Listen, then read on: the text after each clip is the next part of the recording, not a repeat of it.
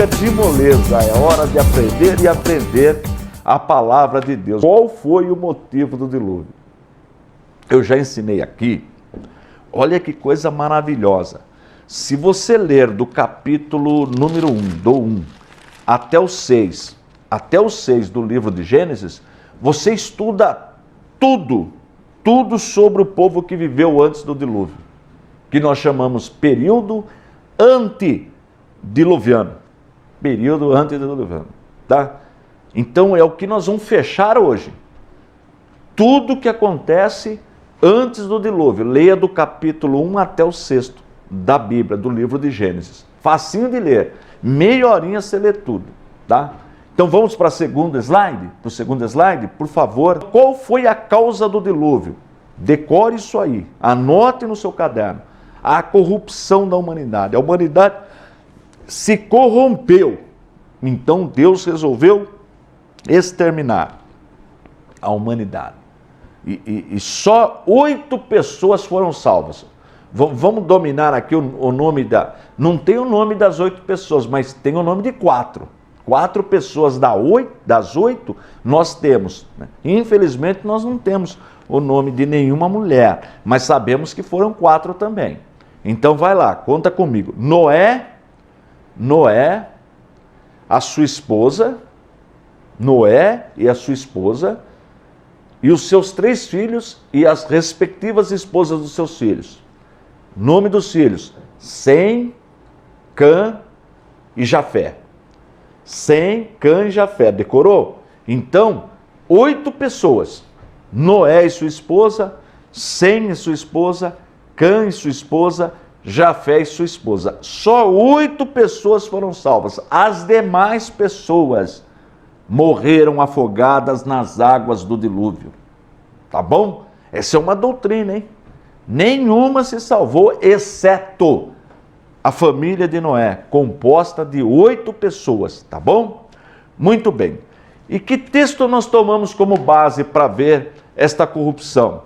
Ele está em Gênesis, capítulo 6 e versículo 2. Diz assim o texto: Viram os filhos de Deus que as filhas dos homens eram formosas e tomaram para si mulheres de todas as que escolheram.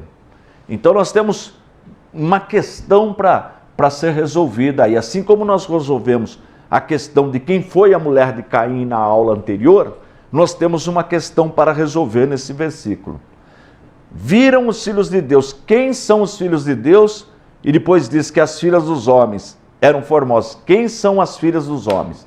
Então aí nós temos uma questão para resolver, porque, por exemplo, as testemunhas de Jeová ensinam que estes filhos de Deus são anjos que desceram do céu, anjos, olha só o que elas ensinam, e tiveram relação com aquelas mulheres e elas geraram filhos. Então elas interpretam filhos de Deus como anjos, as testemunhas de Jeová. Acontece que na Bíblia, muitas vezes o termo depende de tudo um contexto. Por exemplo, eu não digo, olha, eu sou filho de Deus. A senhora que está me assistindo, o senhor que está me assistindo também não fala, olha, eu sou filho de Deus, nós somos filhos de Deus. Mas eu falei, a gente usa a expressão filho de Deus, mas nós somos realmente filho de Deus, mas por adoção. Não é isso? Filho de Deus por adoção, porque Deus, da mesma espécie, só tem um, Jesus Cristo. Por isso que ele é unigênito do Pai. Então a expressão filhos de Deus aqui significa o quê? Será que são anjos? Poderia até ser. Mas tem um outro significado? Tem. Os que temem a Deus. Nós que tememos a Deus. Nós que servimos a Deus. Nós não somos perfeitos. É verdade. Mas nós temos temor de Deus na nossa vida. Então nós somos chamados de filhos de Deus. Porque nós obedecemos ou procuramos obedecer a palavra de Deus. Então, em função disso, nós somos chamados filhos de Deus.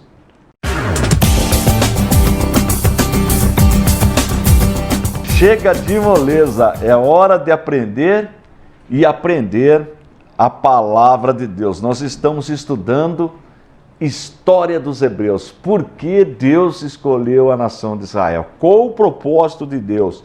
E nós vamos estudar dentro da história. Olha que coisa maravilhosa. E eu parei no bloco anterior, falando sobre quem são os filhos de Deus. Então, pode ser anjos? Até pode. Mas vamos ver um contexto para ver por que nós entendemos que não são os anjos? Vamos ver? Mateus capítulo 22, versos 29 e 30. Mateus 22, versos 29 e 30. Olha só o que Jesus diz.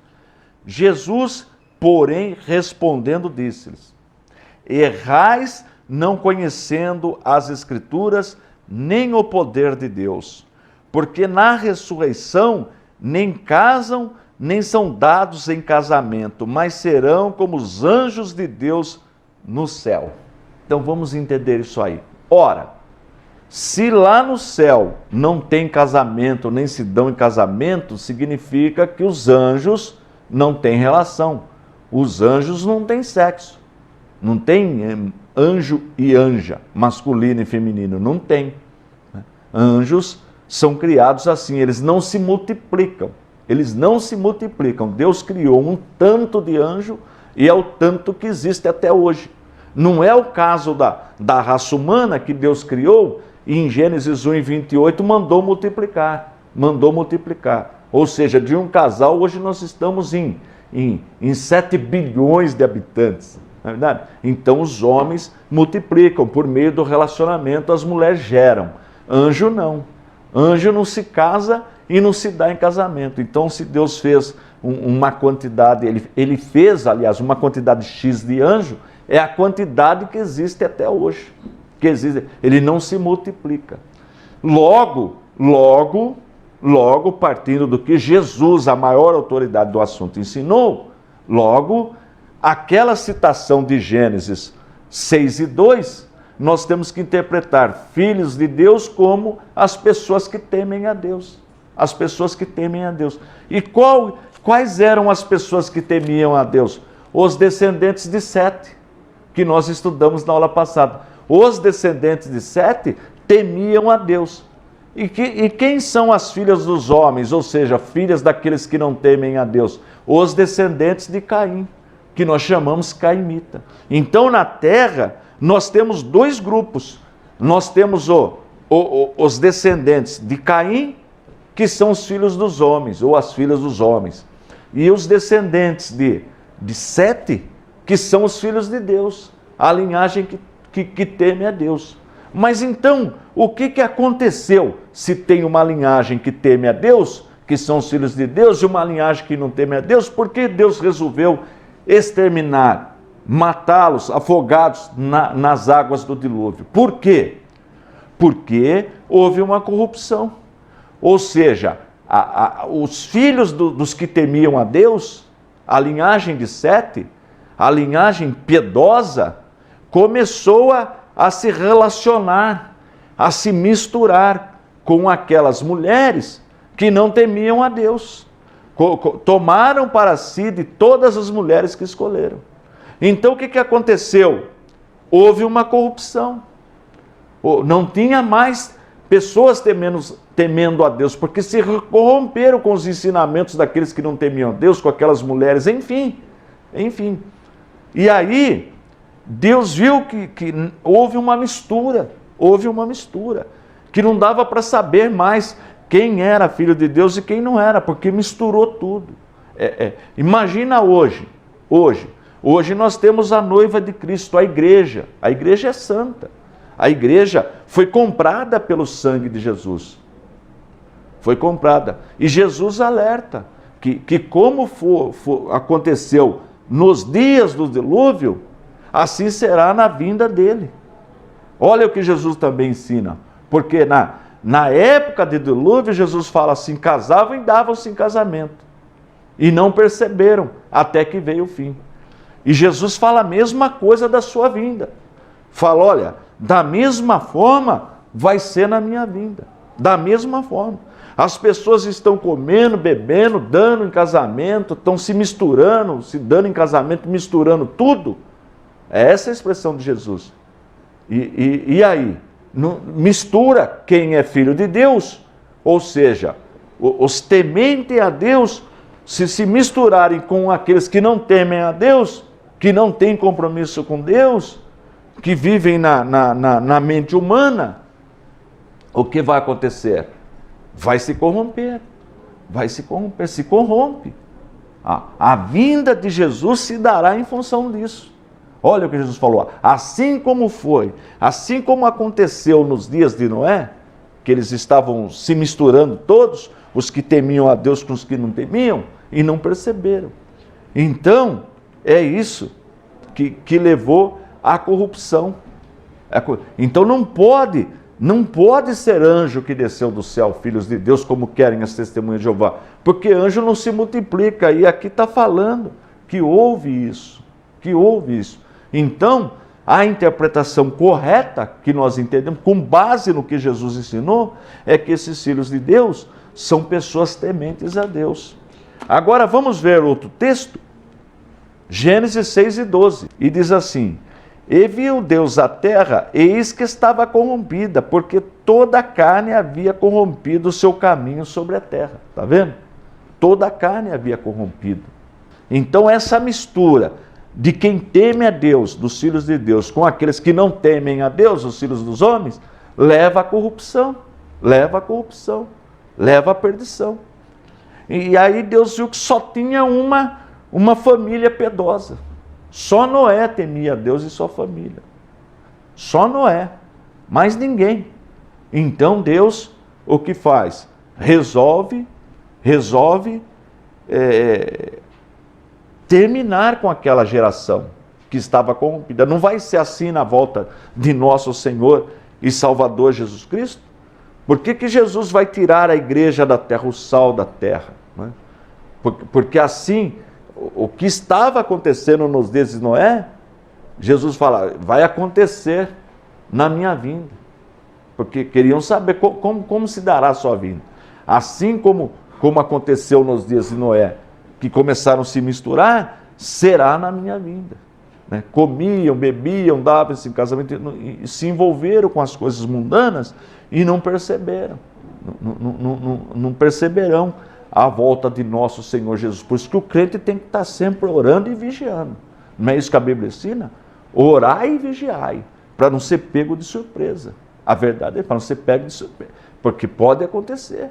Se o crente não vigiar e orar, é um perigo. Então essa é a causa do dilúvio, a corrupção da humanidade, ou seja, a mistura dos que temiam a Deus com os que não temiam a Deus, tá bom? Então se alguém um dia chegar na sua casa batendo palma, uma testemunha de Jeová e entrar nesse assunto, você explica para ela. Você fala, não, olha, abra sua Bíblia em Mateus 22, 29 e 30 e vamos ver o que Jesus falou sobre isso. Jesus, porém, respondendo, disse-lhes, errais não conhecendo as Escrituras nem o poder de Deus, porque na ressurreição nem casa nem são dados em casamento, mas serão como os anjos do céu. Ora, anjos de Deus no céu. Se anjo não se casa e não se dá em casamento, então no versículo 6 e 2, a interpretação de filhos de Deus só pode ser a linhagem que temia a Deus. Vamos trabalhar mais um pouquinho? Chega de moleza, é hora de aprender e aprender a palavra de Deus. Nós estamos estudando aí o motivo do dilúvio, né? Porque tem um grupo, tem mais de um grupo, mas um grupo que eu sempre vejo falar esse assunto, e até tem alguns livros, tem um livro publicado pelas Testemunhas de Jeová, e eles gostam muito de ilustração, e neste livro tem uma ilustração dos anjos espiando as mulheres tomando banho num lago. Os anjos aí eles se misturam e nascem gigantes. Então a Testemunha de Jeová diz que ali, filhos de Deus, são anjos que desceram do céu, anjos que caíram, que se envolveram, né? Por isso que eu estou ensinando isso, é importante. Você vê que com um único texto a gente consegue mostrar a interpretação correta. Porque, como eu disse, nós também somos chamados na Bíblia de filhos de Deus. Filhos de Deus, nós somos chamados. Mas eu disse, nós somos filhos de Deus porque nós tememos a Deus. Se nós fôssemos filhos da mesma essência de Deus, nós seríamos deuses. Isso não é verdade, Deus só tem um filho. Só tem um da mesma essência, Jesus Cristo, nosso Salvador. Ele é Deus de Deus, ele é unigênito do Pai, gene, do mesmo gene, tá bom? Agora, nós somos filhos de Deus? Somos, por adoção. É isso que o crente precisa entender. Então, quando você teve o encontro com Cristo, quando os seus olhos espirituais foram abertos, então você tornou-se filho de Deus, por adoção, certo? Então, estas pessoas que está falando aqui no versículo 6 e 2, filhos de Deus, também são os filhos de Deus por adoção, porque a família de Sete era temente a Deus. Era uma família temente a Deus. Então pode ler a Bíblia, você vai ver duas linhagens. Por que a Bíblia faz questão de mostrar a linhagem de Sete? A linhagem de Sete, olha aqui, ó, se você ler o capítulo 5 da Bíblia, fala assim, a genealogia de Sete. Aí fala a linhagem de Sete, da linhagem piedosa. Mas também tem a linhagem de Caim. Tem a linhagem de Caim também na Bíblia. Porque Caim não temia a Deus. Tem a linhagem dele também. Então nós vemos duas linhagens. A linhagem dos que temiam a Deus e a linhagem dos que não temiam a Deus. A linhagem dos que temiam a Deus nós chamamos filhos de Deus, sem problema algum. Com base no quê? Com base no que Jesus falou em Mateus 22, 29 e 30. Que os anjos não se casam e não se dão em casamento. Quer dizer, Deus fez um tanto de anjos e eles não se multiplicam. Nós multiplicamos porque nós somos seres humanos. Anjo não, são seres espirituais. Tá bom? Muito bem. Aí Gênesis 6 e 12, nós já lemos, e viu Deus a terra, e eis que estava corrompida, porque toda a carne havia corrompido e o seu caminho sobre a terra. Né? E em Gênesis 6 e 7, já vai para Noé entrando na arca. E Noé entrou na arca, e com ele seus filhos, sua mulher e as mulheres dos seus filhos, por causa das águas do dilúvio. Por causa das águas do dilúvio. Então, se alguém perguntar para você, qual foi a causa, o motivo do dilúvio? Agora você já sabe responder. Eu estou falando, batendo nessa tecla, porque essa doutrina é importante. É importante. Muitas pessoas foram enganadas por ensinos contrários à palavra de Deus. É importante. Então você deve, na sua casa, ler com calma. O primeiro capítulo de Gênesis, vai lendo, e quando você chega no capítulo 7, versículo 7, você já vê o dilúvio. O dilúvio. Agora, uma coisa eu preciso mencionar aqui, importante, que nós vamos estudar na próxima aula. Na próxima aula, nós vamos aprender o surgimento da idolatria. Como a idolatria entrou no mundo. Nós vamos entender. Agora, interessante ressaltar que até o dilúvio, ou seja, quando nós lemos a Bíblia, no primeiro capítulo, e vamos até o 7, quando começa o dilúvio, que eles entram na arca no verso 7 do capítulo 7, nós não vemos idolatria. Olha que coisa importante esse aprendizado. Não tem idolatria. Quer dizer, os antediluvianos, aqueles que viveram antes do dilúvio, eles pecaram. Pecaram, por isso que Deus destruiu. Mas eles não eram idólatras. Nós não encontramos idolatria nesse período. Veja que interessante esse assunto. Não tem. Agora, depois do dilúvio, é que vai surgir a idolatria. Então, na próxima aula, nós vamos aprender como chegou a idolatria. Como a idolatria, adorar imagem de escultura, entrou no mundo. Olha que aula importante a próxima aula. Você não pode perder a próxima aula, porque nós vamos aprender uma coisa que muito crente tem dúvida. Muitos, como será que esse negócio de adorar imagem de escultura entrou no mundo? Porque tem religião que tem imagem de escultura. Tem religião que tem imagem de escultura, você sabe disso, você é inteligente. Porque nós evangélicos, nós não aceitamos em nossas igrejas imagem de escultura. Por quê? Nós vamos aprender na próxima aula. Olha que importante. Mas voltando aqui, Olha que gostoso o dever de casa. Dever de casa da matéria História dos Hebreus. Estudar os 6 primeiros capítulos da Bíblia. Que você vai utilizar aí, olha, exagerando para quem lê devagarzinho. Para quem lê bem devagarzinho, exagerando, 1 hora. 1 hora.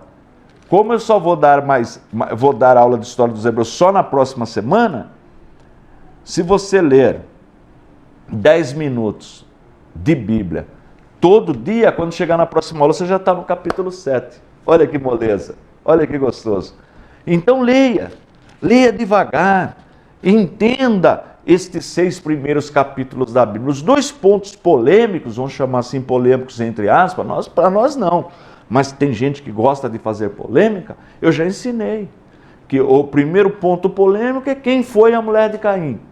Agora, mesmo assim, se você assistiu à aula, você sabe quem foi a mulher de Caim, nós já ensinamos. Ou foi uma de suas irmãs ou uma de suas sobrinhas, e expliquei por quê. E o outro assunto polêmico, não por nós, mas para pessoas que querem interpretar diferente o texto, essa a causa do dilúvio. Porque querem dizer que filhos de Deus são anjos que desceram do céu e tiveram relacionamento com essas mulheres, o que para nós é um absurdo, porque Jesus falou em Mateus 22, 29 e 30, que anjo não se casa e não se dá em casamento. Então, 2 problemas resolvidos em 6 capítulos da Bíblia. Para nós não é problema, mas tem gente que cria. Então, leia a Bíblia. Agora, se você tiver aí em sua casa a Bíblia apologética com os apócrifos, que é a Bíblia que eu utilizo aqui, então você vai ver que no rodapé da Bíblia tem explicando cada ponto desse. Cada ponto. Esse é o alvo da Bíblia apologética. Eu não sei se o nosso cameraman consegue dar uma focalizada aqui para mim na Bíblia apologética aqui, olha, para você entender o que eu estou falando. Olha. Você consegue chegar aqui pertinho? Dá para ver alguma letrinha aqui? Não dá quase, né? Está muito pequenininha. Vamos ver se ele consegue. Olha, esses comentários que estão embaixo do texto, no rodapé, são os comentários que estão na Bíblia apologética para você estudar. Então, se você puder adquirir e ler o comentário, ou de repente você já chegou aí na sua casa, leia o comentário, que vai ajudar no conhecimento. Esse é o objetivo da nossa Bíblia. Esse é o objetivo, para você crescer, para você poder ensinar. Primeiro, tirar as suas dúvidas. Eu tinha muitas dúvidas também.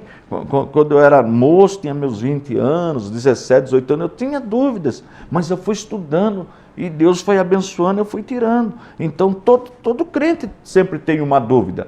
E para que serve o curso de teologia? Para tirar essas dúvidas. Olha que bênção, tá bom? Muito bem. Então, na próxima aula, nós vamos aprender como surgiu a idolatria, porque até o capítulo 6, ou até o 7, verso 7, quando Noé entrar, nós não vemos idolatria no mundo. A idolatria surge depois do dilúvio.